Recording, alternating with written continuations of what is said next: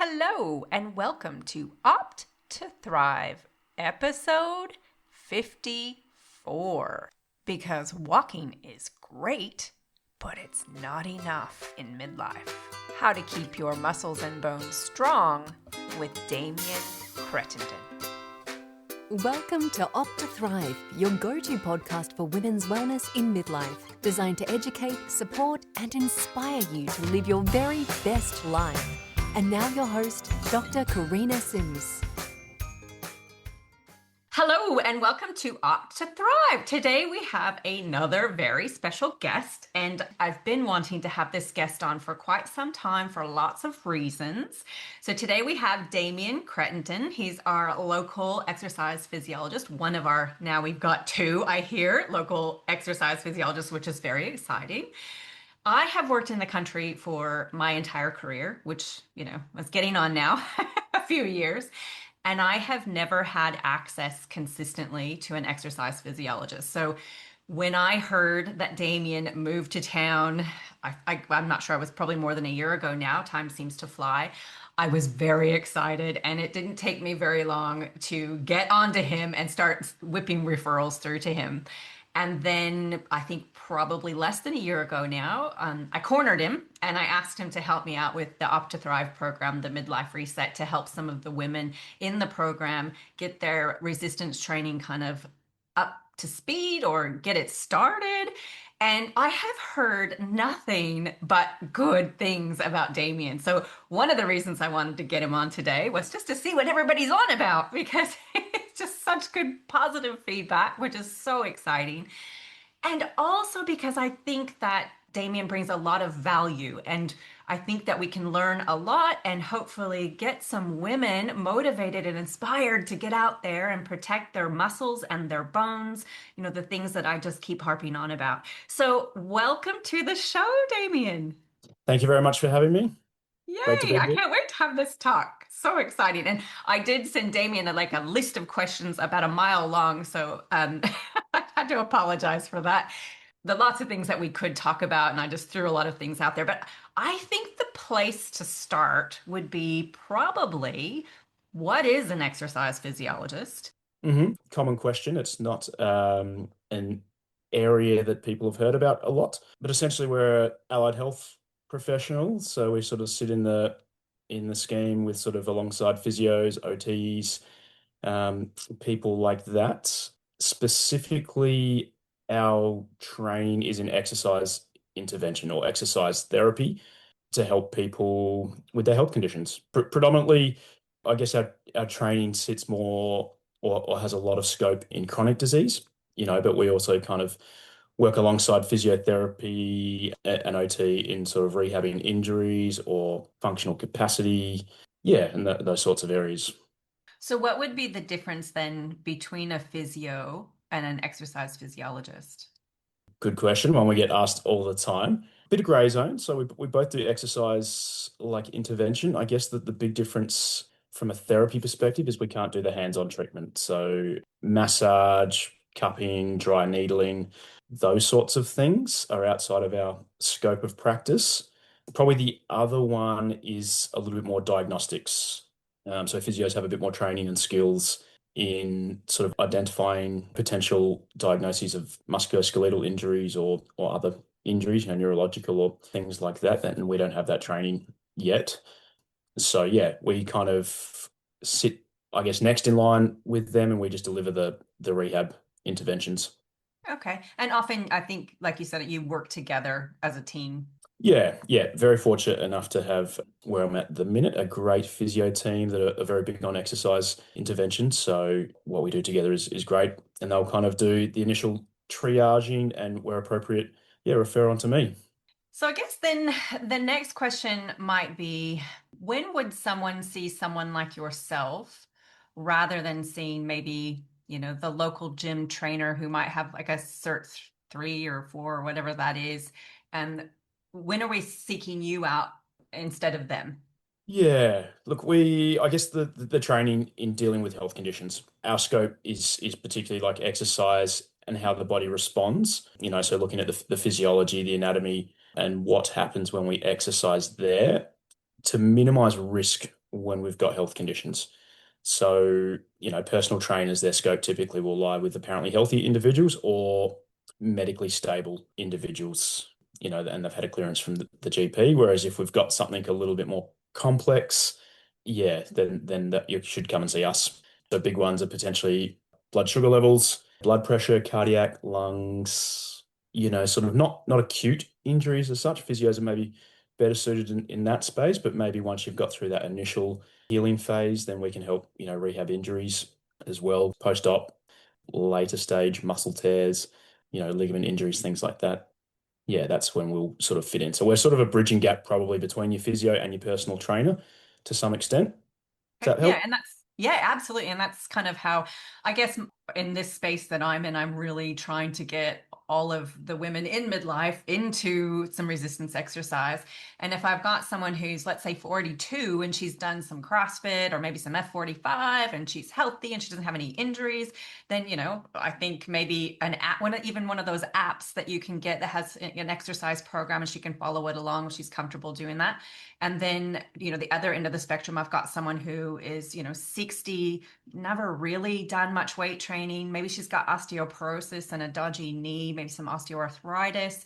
So those women, I'm tending more to seek your help out. So I suppose I'm doing that right. Is that 100%. Perfect. okay? So one of the things that I wanted to talk about today in particular, because of the demographic that I am sending to you, both, through the general practice and through the program, are midlife women and often are either osteopenic or osteoporotic.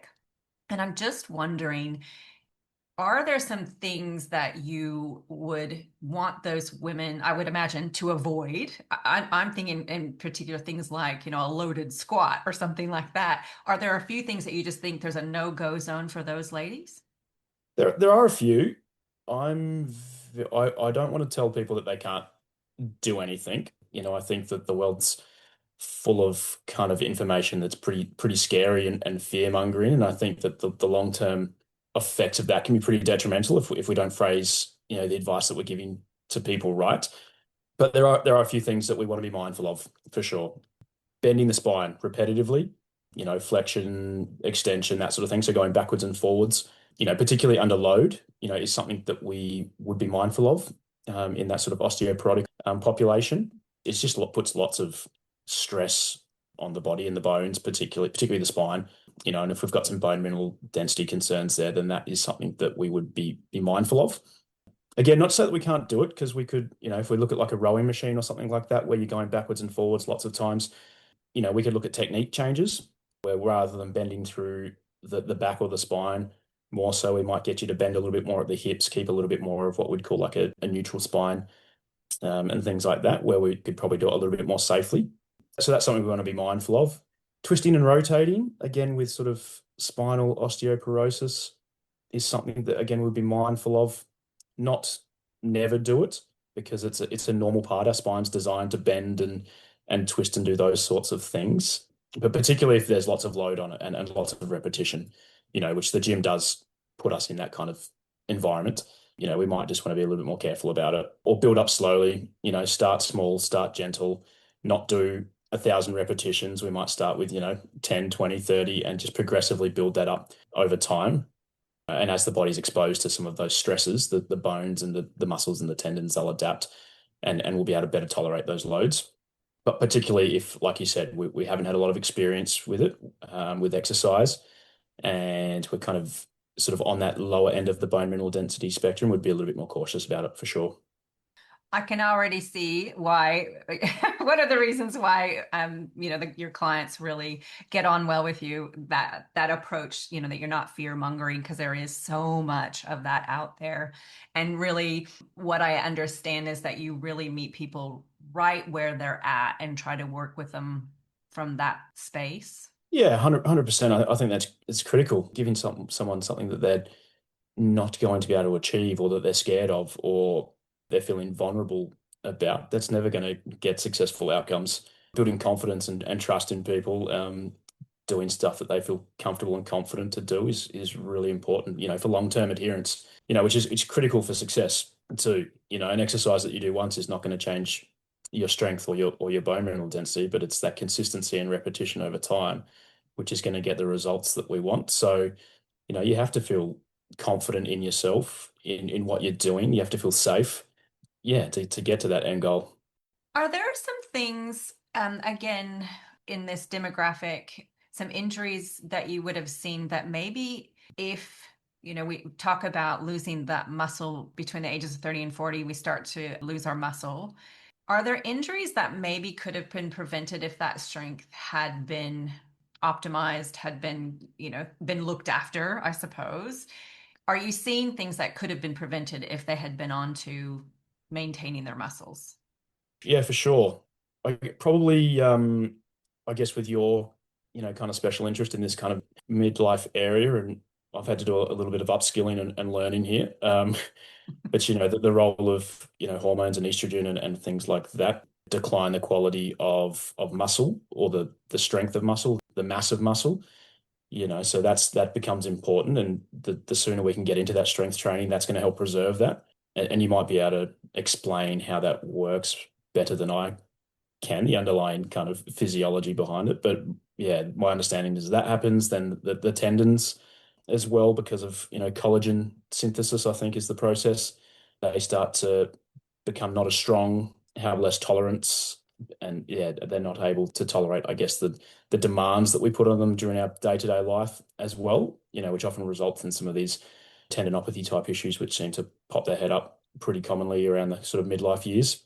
Yeah, so those types of injuries are all injuries that we could minimize the risk of, or reduce the risk of, I guess, by loading them up. Pretty much every tissue in the body responds well to load. When we stress it out, the body sort of has to react and go, right, I need to make more tendon, I need to make more muscle, I need to be stronger to be able to tolerate the demands of what my body's going to put it through. And so that's where exercise plays a really critical role. So those people who have knee issues, lunges and squats, how do you get around that? Lots of lots of ways, yeah. So I guess it depends on the what's driving the knee movement, but often we can find a way to alter the technique, if depending on what's driving it. If we've got some sort of, patellofemoral arthritis, we might not squat as low, do sort of like a box squat, but just do it to a higher depth. We can reduce the load on it. If the strength or the tolerance of that knee doesn't like heavier loads, we can just reduce that to begin with. The sort of translation of the knee, so how far forwards or backwards that the knee moves, going over your toes versus knees staying behind your toes, that can change the loads in a squat as well. So we might muck around with some technique ideas there. If we go a slightly wider stance, that might add in a little bit more hips, take a little bit of pressure off of the knees. There's lots of things that we can do. So again, never say never. We can always find a way for you to get some exercise in. And even worst case scenario, if we can't do that, then we just need to go back to a lot of base level strengthening. Let's build up the quads, the calves, the hamstrings. Let's get those muscles, really giving some nice support and movement control to some of those movements. And generally, if we can build that up, we can look at progressing back into some more compound movements with more body weight and compression on the joint. Take a step backwards to go forwards, but more often than not, we can find a technique variation or alternative that will reduce your symptoms, and we can keep you moving. I love that message because even myself, I've thought, oh, well, maybe if you've got knee arthritis and it's bothering you, maybe you can't do lunges and squats. But then you're like, well, I mean, those are fundamental movements. So I'm really happy to hear that message. We all have to get out of a chair, don't we? And essentially, that's a squat, isn't it, to a degree? Yep, we do lots of sit to stands. They're pretty much I think most people get one of those. So in some way, shape, or form. Awesome. And I think also, one of the things to point out is that one of the things we know does help pain with osteoarthritis is strengthening the muscles around that joint. So even decreased pain, which, may be counterintuitive to some people, they don't want to move the joint because they have pain, but if they can strengthen it, then they'll have less pain potentially. Yep. That's one of those old misconceptions that's lying around in the Google sphere. Yeah, this kind of wear and tear analogy around arthritis, and that's, I guess, again, a bit fear mongering. That kind of statement would suggest that the more we move, the more it will hurt our body and maybe progress the arthritis, but it's very much the opposite. We know that particularly strengthening, will provide more kind of support for the arthritic joint, which we know that repetitive motions, body weight exercises is actually really critical in maintaining what cartilage we've got left, the health of that. So cartilage is kind of like a sponge on the outer part of our bone that sort of holds synovial fluid, or the body's kind of oil or lubricant. And the only way that we can really kind of release that is through movement. And that's really important for the cartilage health, and the movement capacity of the joint. So exercising is really critical in that. And then thinking bigger picture, long term, exercise reduces inflammation, which is a big driver of arthritis, and some of those other musculoskeletal conditions like tendinopathies and bursitis and things like that as well. So, exercise in those conditions is gold standard care. Not to mention metabolic health as well. Yeah, very, very much so. That systemic inflammation, there's other secondary health conditions, blood pressure, diabetes, all of those things will increase inflammation in our body and will contribute to or exacerbate some of those kind of particularly musculoskeletal conditions amongst, all the other organ systems as well. Absolutely. So in your work, what do you see as the biggest barriers to people instituting and maintaining an exercise program? That was a big question. It sure is. Maybe we can pick the top three or something. Yeah, I sort of I guess long term, I went sort of really into the kind of behavior change kind of space. Long term is really having a purpose or a reason to do it. So, it's understanding like your why. Why is it that you're doing something? And so it's tricky to kind of always get out of people, but trying to find something that's really like, specific, personal, meaningful to that person becomes really important for that long-term goal setting. And, something that really evokes like an emotion to them as well. I think that really becomes critical in getting that long-term success. A couple of options, sort of ones that we probably hear a little bit, not being able to do hobbies or interests that you used to be able to do. And then potentially if what that evokes in you is, it's sadness, it's frustration. If your balance is declining, fear of falls, you become scared. If you start requiring assistance from other people, you start feeling helpless or embarrassed. I think it's really trying to understand what something makes you feel. And if you can appreciate that, I think we get a bit more long-term buy-in for people too. Then on the flip side, if you start doing your hobbies again, what does that make you feel? It makes you feel happy. You get enjoyment. If you're playing with your grandkids or your kids because you couldn't used to, how does that make you feel? Joy, some ideas like that. Yeah, feeling confident, feeling able to be able to live independently. All those things really evoke sort of powerful emotions in people. And I think getting them to appreciate or understand that can be really potent in both not adhering to exercise, but also on the flip side, actually getting that kind of long-term motivation. Absolutely. And then on those days when you just don't feel like doing it, reminding yourself of what it was like when you weren't doing it, that works for me every time. Yeah, exactly. Exactly. But the tricky part is getting to that point too, though, that the initial part of starting an exercise program is not easy. It takes time, it takes commitment, it takes a bit of hard work. We have to push through a little bit of discomfort initially as well. So encouraging people to kind of trust the process and persevere, because once we get through that initial phase and we start to feel those feelings, it becomes much easier to continue the process. Do you often see the carry-on effect when someone starts noticing, they're feeling a bit better with their exercise, they're starting to do it more regularly, the carry-on effects into, their nutrition and their lifestyle? Is that something that you often see happen? Yeah, yeah, yeah. It snowballs. Once we start to feel those internal changes, energy, functional capacity, like self-efficacy, self-esteem, mood, like it very much snowballs, which is where we kind of have to maybe just support and nurture or give a little bit of a push through those initial stages. But once we start to see that happening, internally people are much more positive and motivated to continue that change. But you've got to feel it. I can tell you that it's going to happen. That doesn't mean anything to you unless you can experience it. So that's where that initial stages can be tricky, and trust the process. Absolutely. Well said. Yeah. And my understanding is that you can get benefits if you're doing it twice a week. Yep, yep, 100%. There's a bit of stuff out there that shows that you could maybe do it less, but in my experience, I think that will maintain sort of health and function and stuff like that, but it won't necessarily improve it. Either the gains are kind of small and maybe not noticeable, but the minute we start to get two or more sessions in a week, that's when we really start to see some benefit. I'm actually very curious about how often people should be changing up their programs. Yeah, it depends. I think it really depends. That's personal factors. Sort of, are you bored? Is it too easy? Is it too hard? Is progress plateauing? Have your goals changed? Maybe you've reached a goal and things like that. Have you got any aches or pains?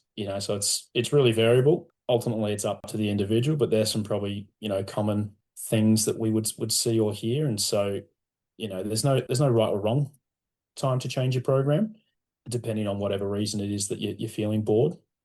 But yeah, we can always tinker it up a little bit. And it might be that if an exercise is causing you an ache, like we spoke about before, can we give you another variation of an exercise that will still work the muscle groups that we want, or the joint that we want, or something like that. Boredom, just mix it up. Again, I think my programming is pretty simple. We need to hit certain muscle groups or do certain movements on the joint. How we do that, there's thousands of exercises to elicit that change. So, we can write you a whole new program, which will probably give you the same results as well, but it will at least keep it a little bit more interesting or exciting as well. So, yeah, there's no right or wrong time. It just depends on where you're at with your journey. My program changes every 4 weeks, and that's why I love it because I get bored very easily. So I'm ready to go again every month. Yeah. Yeah, totally. Look, and if we go back to, how long does it take to see muscle change? The exercise doesn't have to, we don't have to do that for 8 to 12 weeks, but we want to target that muscle group for 8 to 12 weeks. Consistency, if we're doing the same exercises, because of specificity in exercise, we will get probably better at it. But again, there's lots of different ways to do the same muscle group or do a similar movement, or, that can feel different. So while we do probably want to work the muscle groups consistently, depending on what our goal is for that sort of 8 to 12 weeks, there's multiple exercises that can do it. And boredom is a big one, particularly if you're doing it, 3, 4, 5 times a week. I wouldn't want to do the same exercise program 5 times a week. No way. No. No. So the advice that I often give to people is when it's getting easy, that because it needs to be challenging, that's probably a sign that you need to do something, whether that's, you need to make it harder, like challenging again, whether that's loading more or doing more reps or slowing them down. Lots and lots of ways you can make it a little bit harder, but that to me might be a red flag. It's time to probably change things up a little bit. Would you agree with that? Yeah, absolutely. If we don't stress the body out enough, it's not going to change. So if we're quite content going through our program and we're not feeling like we've done something at the end of it, we're probably not stressing the body out enough. The body's designed to be super efficient, and making new muscle or bone is incredibly consuming, in terms of resources, time, and energy to the body. So if it doesn't have to do it, it won't. Um, Yeah. so we do need to challenge it a little bit, and we need to do that consistently, because otherwise the body will try as hard as possible not to build new muscle, not to build new bone. So yeah, if things are getting too easy, it's definitely time to mix it up. And I guess that's where that plateauing kind of progress maybe comes in, from a changing your program kind of perspective. Yeah, absolutely. I The guess one of the lifting really heavy, that might be a good one too. Like to just yeah, touch that's on, do we have to lift heavy to get benefits? yep, that was probably a nice little segue into that. So yeah, I mean, gold standard care for particularly bone mineral density is, heavy strength training or heavy weightlifting, but we don't have to do that. And I think more important for probably most people that are probably listening to this is definitely that's not the starting point as well. That again takes a bit of time. We need to build up the sort of base level conditioning and tolerance of the body, bones, muscles, tendons, all that sort of stuff, and that takes time as well. And probably the other thing is that heavy is relative to each That's what individual I was too. just going to ask. If Yeah, challenging just to get out of your chair, then like squats sitting up and down, that might be enough. Yep. Yeah. Yeah. Yep. Yep. I guess if we look at it like a percentage, everyone's, yeah, percentage of what's relatively heavy, and we're sort of generally looking at trying to go upwards of 60, 70% of what we could maximally lift, but that's unique to each individual. So if getting out of a chair is tough for your legs, and if that's sufficient, we can do that. If doing a push up on the wall is hard work, that's enough. And so it doesn't have to be big weights, gym settings, hours on end in the gym. It's unique and personal to everyone, the program that we'll set. So do you use a lot of compound movements in your programs? Very much so. Yeah. Yeah. And Yeah. maybe So you can talk a little bit about what that means and So a compound lift is just a sort of like a whole body lift, lots of movements incorporating multiple body parts all at once. So yeah, it's the easiest way to get lots of muscles working. It not only challenges strength, it's coordination, it's function. Yeah, so they're a big part of programming, and they're nice and effective and efficient too. Lots of compound lifts. Basic principles for me programming wise, we generally want to do an upper body push or pull on a vertical direction. So that's something like a lat pull down. So going overhead and pulling down, and then a vertical push, so like a shoulder press.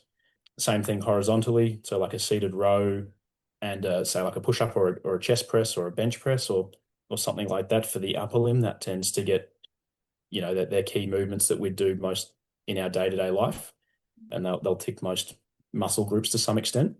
And then sort of like a lower body lift, so, a squat, a deadlift, a lunge, something like that. If we can tick most those boxes in our program, I think we're ticking a lot of the sort of foundational requirements. Yeah, another, I guess, other aspects of particularly bone health. So heavy lifting is obviously one part of that, but impact exercises is another key component of managing bone health as well, particularly. So bones love being sort of stretched out, squashed, pulled, or vibration or impact. They're the sort of main mechanisms in which we can drive the bone cells to build more bone cells. So that's why heavy lifting is important, but also impact exercises, some jumping if you can do it, because not everybody's cut out for that. Stamping's an alternative, which is a little bit more gentle on the body or doesn't put as much load or stress through it. But impact exercises are really effective in building up bone density as well. So that's another sort of component that we'll look to add in. And then potentially balance. Balance is protective. The big risk with bone mineral density and osteoporosis is not necessarily the bone mineral density itself, while that is important, but it's if you have a fall, what does that mean?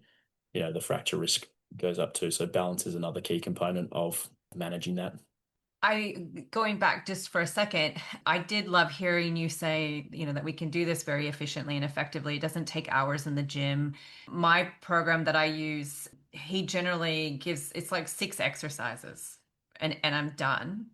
And and it works very effectively and it's efficient. So I really wanted to get that message out because I think people often think they have to spend hours in the gym to get a benefit when you really don't. No, no, not at all. And again, like any exercise you're doing is better than no exercise as well. Yes, love that message too. So and that's again finding the starting point, and we have to appreciate other life factors as well. We've all got family, work, kids, everyone's got blocks up here. There's lots of labor and time that's involved in then things up here. So it has to fit into your routine. And, I could prescribe you 15 exercises, but if you've only got 15 to 20 minutes, you're probably not going to do it. So we can fine tune it and optimize it for you, find out where it's going to fit into your day. And it's very much a big question when we're setting up programs is how much time at the minute can you, afford to set aside for this. Ah, That'll dictate what we're actually going to give you. And even if it's not gold standard care, it's something, and we'll yes. make sure that it's the best bang for your buck. Yeah. Yeah. I love that. I love that message. Um, a couple of things from what you just said. When you have someone who's still doing a job where they're, maybe they are lifting heavy boxes or they have stairs or because one of the things I hear people say, oh, I'm active in my job, I don't really need to exercise. What is the message for them and how do you approach those people? Yeah. I haven't had too many of them, to be honest. Um, Okay. yeah, everyone's been really proactive, which has been really good. And I think, that's credit to your messaging and your podcast and things like that. So, education is pretty key, I think, at the forefront in getting people to change their behavior or to change their lifestyle. Credit to you, Karina, for fighting the good fight. But also, it does pop up every now and then.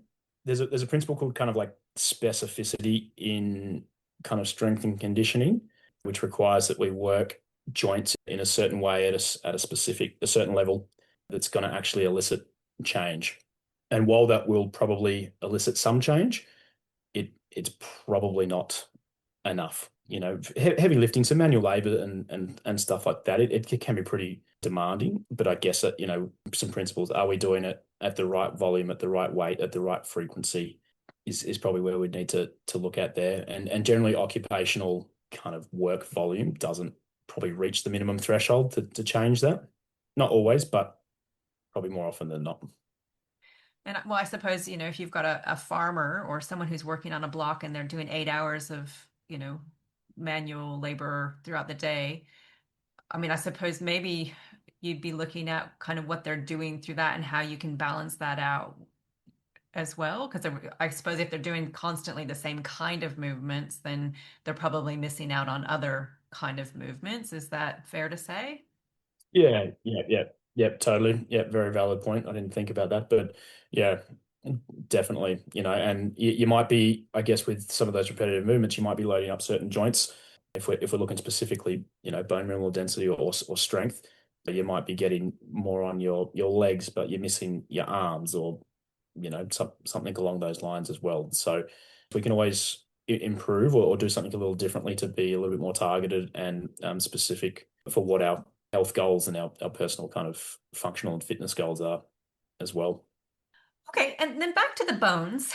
When I ask women, which I do every day, almost every patient, are you doing some resistance exercise? And almost inevitably, they will tell me that they do, that they walk very regularly. So, then I have to explain that walking is great. It's wonderful. Keep doing it. I love walking, and if you love walking, keep doing it. But in terms of muscle health and bone health, it's not going to be enough. And it would be optimal to add in some resistance exercise. So I guess I wondered if you had some advice for women that maybe they could during their walk get in, a few movements so that they're kind of getting both benefits at the same time. Is that ever something that you look at doing? Yeah, totally. Totally. I feel like that's often driven, definitely by the client, and that comes down to, I guess, with what we do, Karina, it's collaborative decision making in creating the perfect plan for our clients. And some people go, I walk daily. That's the only time I've got for it because I'm limited, work's busy, life, family, whatever. So they'll often say, I can do these exercises. Like, when are you going to do it? Well, what I'll do is I'll go for my walk. I'll get to the end of where I turn around and come back, and I'll do my 3 exercises, 4 exercises, and then I'll walk back. So you can include it into your walk. I guess if time is ultimately the issue, what we could look at doing is maybe just reducing the walk time a little bit, and allowing an extra 10 or 15 minutes for the strength side of things. But doing it all together, like, is okay. So as long as you're getting it in, Okay. that's the main thing. And definitely I think comes back to the specificity principle too. Walking is not going to challenge your bones and your joints enough to get those kind of significant changes. It's helpful, but it's probably helpful more so in terms of maintenance. It's not putting enough load on the muscles and the bones to really get that significant change.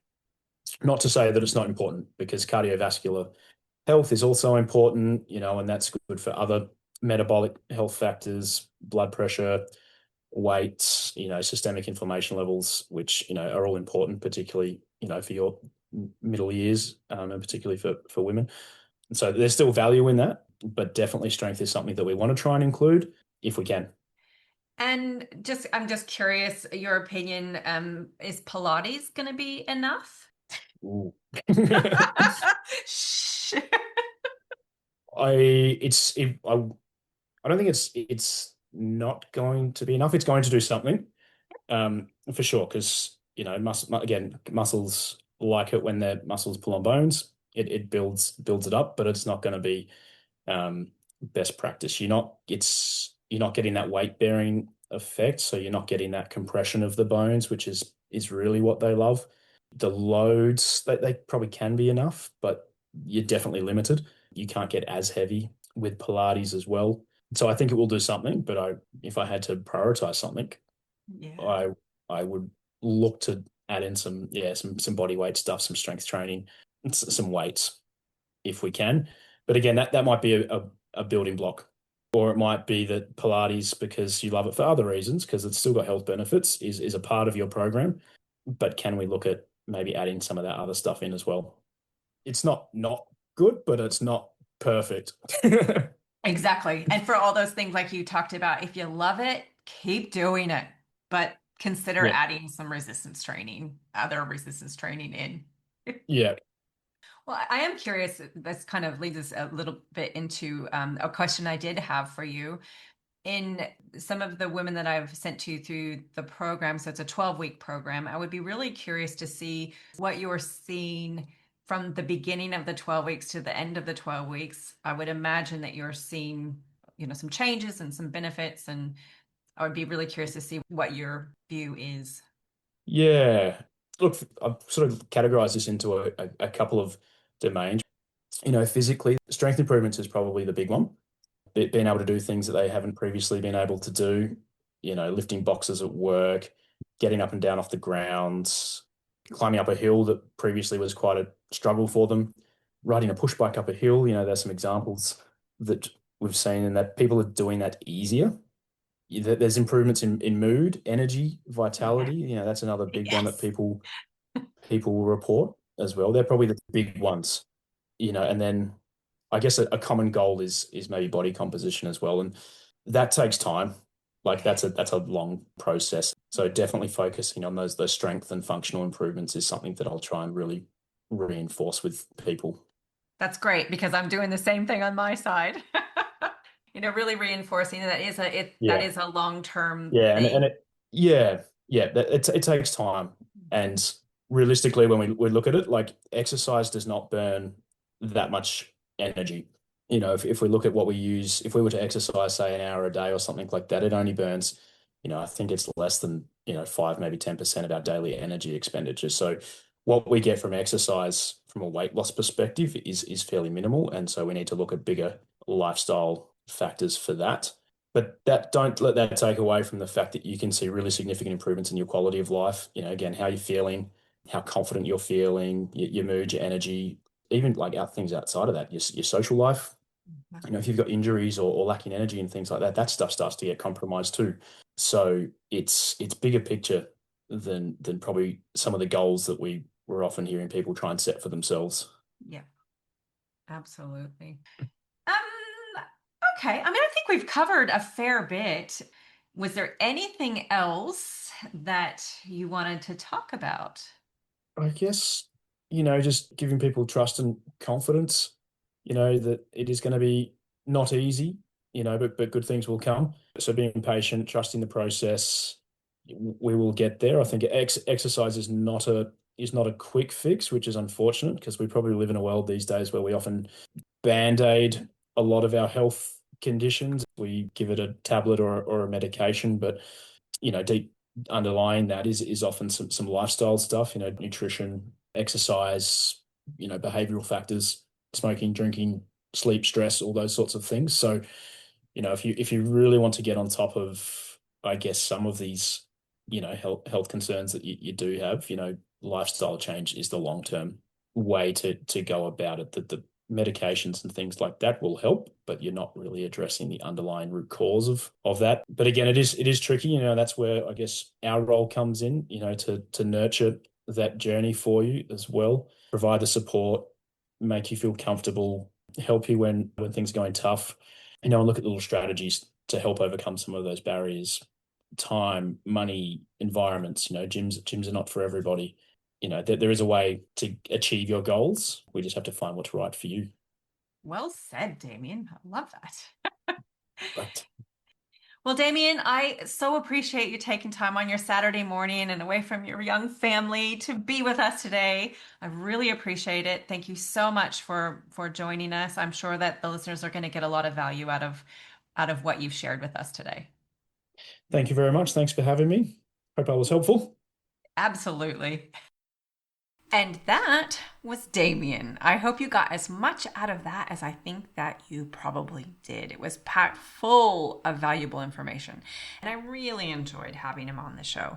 Now, before I go, I want to announce that I'm going to be doing another live talk coming up soon, Saturday, the 2nd of May. I'm going to be talking about one of my absolute favorite things to talk about, and that is what's going on in our midlife bodies, in particular the changes that many of us aren't overly happy or comfortable with, that midlife weight gain, usually right around the middle. It was one of the things that I really struggled with coming into this period of life, despite doing what I thought were all the right things. And it's one of the reasons this podcast exists, because in my search for answers, I learned so much more about why it happens, what's really going on in our bodies, which then helped me make the little changes that I needed to make to finally live in a body that I feel really good in and that I understand so much better now. So I'm on a mission to help as many women as I can learn and implement this information so that they too can feel good in their bodies, like what they see in the mirror, and set themselves up for the best, most energetic years ahead for all those things that we still have yet to do. So if you want to join me, I'll pop a link in the show notes, or you can head on over to optothrive.com and sign up there. I would love to see you there. Have a great week, everyone. And until then, I hope you opt to thrive. Hey, before you go, if you're a midlife woman who wants to feel better in your body, whether that means improving your health, building strength and confidence, or working towards weight change in a kinder, more sustainable way, I have created something especially for you to support you. It's called the Midlife Health and Body Reset Kickstart Guide, and it's a free 7-day foundations guide to help you understand what's going on in your body in midlife and what actually makes a difference from here. You can download it using the link in the show notes. And if you're ready to take that work to the next step and you would like some personalized support to make it work, I run a 12-week midlife reset program where we work together on body recomposition, so losing body fat while regaining muscle, the absolute best thing we can be doing in midlife to combat midlife metabolic convergence. You get a custom strength training program from an exercise physiologist, weekly coaching with me, personalized nutrition guidance, and accountability to help you actually follow through. If that sounds like what you need, head on over to optothrive.com to find out more about the program and maybe even book a call with me to ask me any questions that you have, see if we're a good fit, and see if this program's for you. The Opt to Thrive podcast is designed for information purposes only and is not engaged in the giving of medical advice. The information provided on the podcast should not be used for diagnosing or treating a health problem or disease. In no way should the information provided by Opt to Thrive be considered medical advice, and at all times the advice of a medical professional should supersede recommendations from Opt to Thrive. If you have or suspect you may have a health problem, you should consult your healthcare provider. The views expressed in this podcast are purely that of Dr. Sims and do not in any way reflect those of the institutions she contracts for medical services to. Thank you for listening to Opt to Thrive. If you've enjoyed listening, please rate and share the podcast. You can visit our website at optothrive.com and leave a comment for any subjects you would like to hear more about.